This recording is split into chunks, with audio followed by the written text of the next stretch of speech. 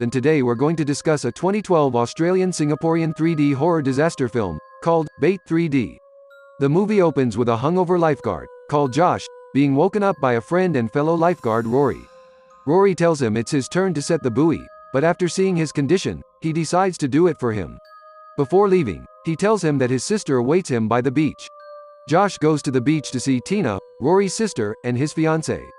They both sit together and discuss their upcoming move to Singapore. While he's swimming in the ocean, a man is suddenly plunged underwater and killed. A lifeguard on the watchtower starts alerting everyone about the danger, urging them to get out of the water. Josh gets the jet ski and goes towards Rory, who's going further ahead, oblivious to the danger he's in. A great white shark attacks him from below, breaking his board to pieces and tossing him into the water. Josh hastily grabs his hand and tries to pull him on, but the shark pulls him under and devours him, leaving only his necklace in Josh's hand. Josh screams in despair as Rory's mutilated corpse is pulled away under the water. A year later, Josh is sitting in front of his television. A news reporter on the TV is warning people about sharks that come near the city following the migrating fish this time of the year. As he gets up for a cup of coffee, Josh glances at his engagement ring and photos of his and Tina that are pinned to the wall. He then leaves for work. On his way, he notices that the animals of the neighborhood seem disturbed. A dog is constantly howling and numerous flocks of birds are mass migrating from the area. This upsets him, but he brushes it off and reaches the supermarket where he works. While shoplifting, Jamie is seen by a guard at the supermarket. Kyle parks his car in the supermarket's underground parking. He takes his girlfriend Heather's dog Bully from her lap and puts it in the backseat before getting busy with her. Jamie notices the guard watching her and rushes to the staff portion to meet up with her boyfriend, Ryan, who also works there. Ryan wishes her a happy anniversary and gives her a gift. As her gift, Jamie gives him the glasses she stole earlier. Ryan gets upset and tells her to put it back. In the meantime, store owner Jessup approaches them accompanied by the guard. He fires Ryan and tells them that cops are on their way to get Jamie. While he's arranging the shelves with a colleague called Naomi, Josh sees Tina, who has returned from Singapore with her new boyfriend, Steven. While he's staring at them in dismay, Jessup comes and sends Josh away for a new task. We're then taken to the parking lot, where a couple of robbers are busy talking. The conversation reveals that Doyle is otherwise innocent, and is being forced into the deed by the other guy to save his brother. The arresting officer, Todd, arrives at the supermarket and is revealed to be Jaime's father. He leads Jamie out, who starts behaving very rudely with him. Their exchange reveals that this isn't the first time Jamie has done this and she still remains adamant. Todd decides to lock her up for a day this time and locks her in his car. As he's about to get in the car, Todd sees Doyle entering the supermarket with a gun. He takes his gun from the trunk of his car and follows him inside. Doyle holds Jessup at gunpoint and tells him to give him the money. Jessup tells him he's kept the money elsewhere. Thus, with the gun pressed against his back, Doyle leads him out to get it. As Doyle passes a shelf, Todd, who'd been awaiting him behind it, puts a gun to his head and takes his gun away. However, his accomplice appears just in time and threatens to shoot the assistant manager Julie, if they don't let Doyle go. Ryan comes to Todd's car and frees Jamie. Jamie starts complaining about her father, but Ryan tells her that her dad is right. He then expresses dismay for losing his job because of her. Jamie tells him she can get his job back and goes back inside the store. Ryan gets in his van, but to his dismay, it doesn't start. After hearing gunshots, Josh goes back out to see that the masked accomplice of Doyle's had killed Julie and now stood with his gun pointed at Tina. Josh tries to step towards her, but the robber threatens to shoot Tina if he moves. Suddenly, a tsunami sweeps over the place, engulfing the whole city. Buildings are sent crashing down, people are tossed and thrown like toys, and cars are overturned. Josh comes up to the surface, gasping for air. He scans the trashed supermarket, desperately looking for Tina. Doyle also climbs to the top of a shelf, and a moment later, Steven calls to them for help, holding an injured Todd in his arms. Josh notices that a metal rod had pierced through Todd's leg. He and Steven get Todd out of the water and place him on the shelf. As Steven goes to look for a towel for Todd's leg, Jamie comes swimming towards her father. Josh pulls her up and she embraces her father. When Todd asks her how she got out of the car, she starts talking about Ryan. This suddenly reminds her that Ryan's still down there. She panics and turns to go there, but Doyle stops her, saying the car park has probably drowned completely. Jamie sits back in despair and starts crying. Josh sees Tina at a distance, standing by a shelf, clenching it tightly. He swims towards her and brings the traumatized girl back. As he swims away with her, a corpse is suddenly plunged into the water. As Naomi grabs Doyle's shelf for support, he grabs her hand and helps her up. Josh sees the corpse of Doyle's masked accomplice afloat in the water. While Steven is busy looking for towels, a man called Kirby suddenly grabs him and starts begging for help. We're then taken to the parking lot, which, fortunately, isn't fully submerged. Heather and Kyle are now trapped in their car, and Ryan is also trapped in his van. Ryan notices that water is slowly seeping into his truck. To avoid being drowned down there, Ryan breaks open his window and swims to the surface. Steven takes Kirby back to the shelves and lays a cloth at Josh's feet. He then climbs up and hugs Tina. Josh kneels beside Todd and throws a glance at the couple while tearing the cloth for Todd's leg. Josh pulls the metal from Todd's leg, making him scream in agony, and quickly wraps the cloth around his wound. Jessup tries to call for help but his phone no longer works. Josh tells the others he'll stay back with Todd.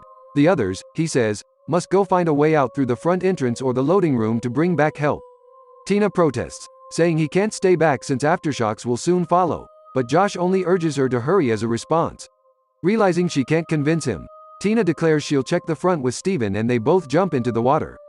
Doyle volunteers to check the loading bay, but due to his lack of trust in this robber, Todd orders a cop called Bob to check. Thus Bob also jumps down and heads to the back. Back in the car, Kyle yells at Heather for not charging her phone. She tells him to use his own phone, but when he checks it, he finds it dead as well. Ryan swims to a pile of cars in the corner and gets on it. Josh leans over the shelf and starts washing a wound in his arm. Naomi watches a corpse disappear into the water and gets alarmed. Josh realizes what's causing this and shouts at everyone, telling them to stay out of the water. Tina and Steven quickly swim to the shelves but Bob is suddenly pulled underneath. A bloodied Bob then comes up to the surface, gasping for air. He nears the shelf and grabs it, begging for help. Jamie quickly grabs his arm, but his head slowly starts drifting away, indicating it's been separated from the arm.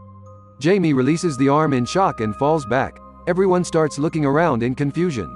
Doyle points at a shark fin in the water before it slams against their shelf, throwing Naomi into the water. The boys hurriedly pull her back and only then do they see it. A great white shark, 12 feet long, roaming the waters like a killer beast. Kyle asks Heather to give him her heels so that they can break the window and get out.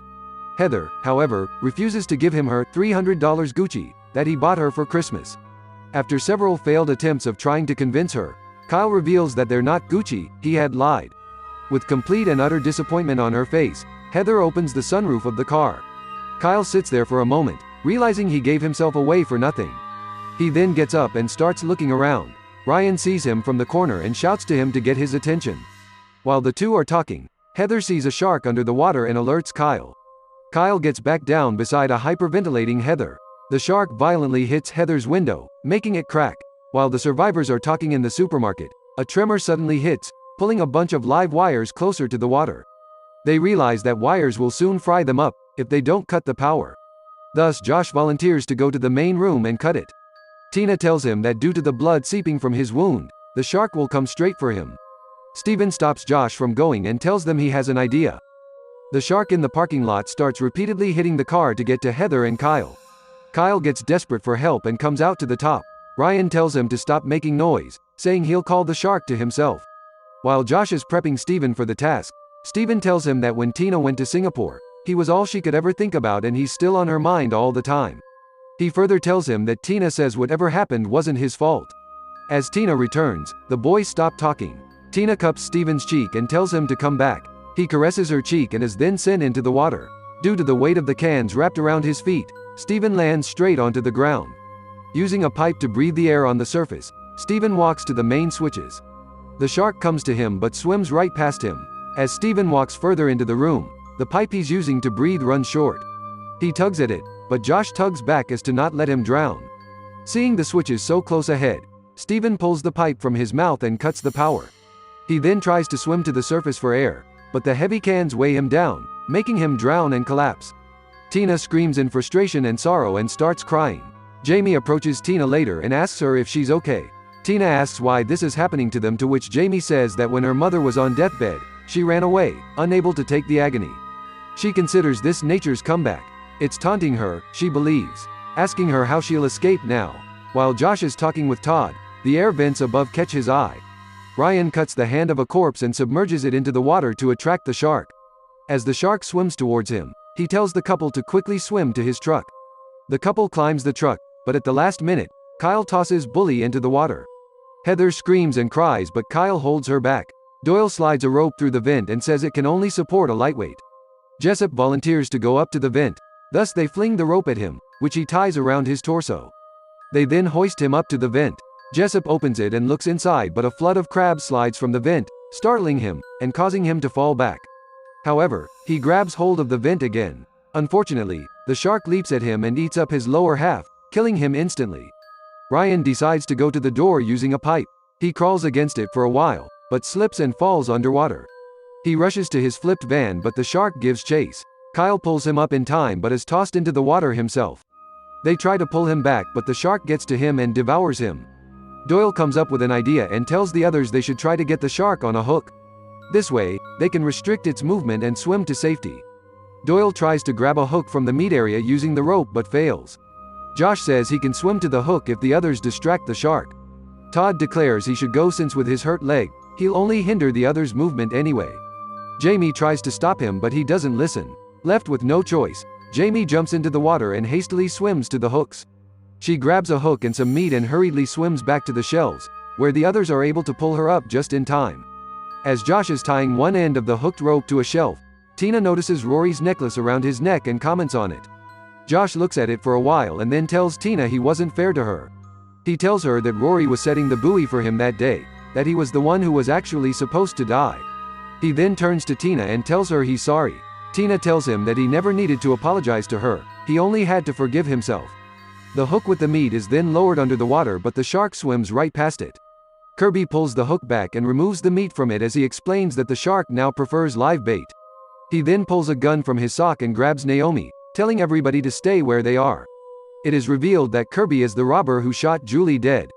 To conceal his identity, he put his mask on a floating corpse. Kirby puts the hook in Naomi's shirt and lowers her into the water. Josh steps towards him but he threatens to shoot him if he comes forward. Doyle drives a knife in Kirby's back, as his face is turned, making him drop the gun into the water. The others pull Naomi up and remove the hook from her shirt. Doyle takes the hook and puts it in Kirby's shoulder, making him wail in pain. He then throws him into the water and the shark soon devours him, catching its jaw on the hook and ensnaring itself in the trap. While Ryan and Heather are sitting on the flipped van, they see Bully floating on a boat. After seeing them, Bully jumps into the water and starts swimming towards them. Heather starts urging him to swim faster. Fortunately, he reaches them safely and they pull him on the van. Ryan then grabs a pole and starts hitting the pipes to alert any other survivors present around. While the survivors at the supermarket are getting into the water to swim away, they hear the pipe being hit. Jamie realizes Ryan is still alive and gets overjoyed. She hastily swims to the lot as her father shouts after her, telling her to stop. When she doesn't listen, Todd asks Josh to follow her. Tina approaches Josh and presses a kiss on his lips before he leaves. Josh puts Rory's locket around at her. He then smiles at her and swims away. They swim to the lot, but as soon as Ryan and Heather see them, they start shouting, telling them to get out of the water. The shark swims towards them but they manage to get on top of Todd's car in time. Jamie tells Josh that there are guns inside her dad's car. Josh jumps into the water, telling Jamie to distract the car. Jamie bangs the end of the car as Josh hurriedly gets the guns from the car's trunk. He then grabs the gun and jumps into the water as the shark swims towards him. He puts the muzzle of the gun under its jaw and shoots, killing it on spot. The four then swim back to the supermarket, where Doyle is preparing to explode a truck jammed in the entrance. A tremor suddenly strikes, breaking the first shark loose. Doyle and Josh both get out of the water. As the shark swims to Josh, he electrocutes it with Todd's taser. Doyle turns the switch, making the jammed truck explode, thus breaking a hole in the debris and freeing them. The survivors leave the supermarket, reaching the severely damaged city to see several rescue helicopters hovering above them. At sea, a seagull swoops low over the water and a shark jumps out and devours it. And with this, the screen blacks out. Thank you for watching.